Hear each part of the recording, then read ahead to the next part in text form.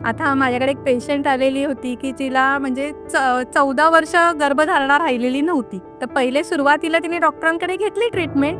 नंतर म्हणजे आजूबाजूच्या लोकांचा विचार करून तिने एका बाबांकडे ती ट्रीटमेंट घेत होती.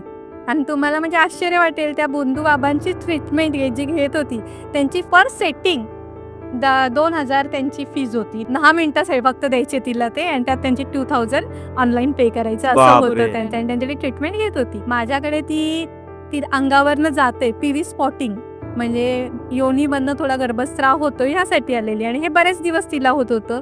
2-1 महिने होत होतं. मग तिला मी लास्ट तिची पाळी कशी होती याची तिच्याशी चर्चा केली.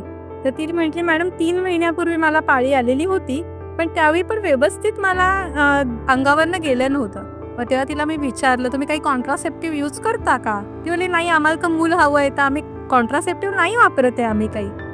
तर म्हटलं, मग तू प्रेग्नन्सी टेस्ट केली का? कुठल्या डॉक्टरांकडे गेली का? ती म्हणते, नाही, मी डॉक्टरांकडे जाऊन तर कंटाळलेली आहे, आणि त्यामुळे आणि ह्या बाबांनी पण, म्हणजे आता ते बाबाच असल्यामुळे ते काय प्रेग्नन्सी टेस्ट वगैरे ॲडवाईस तिला करणार, त्यांनी असं काही सांगितलं नाही. म्हटलं, ठीक आहे, चल आपण एक प्रेग्नन्सी टेस्ट करून बघू तुझी.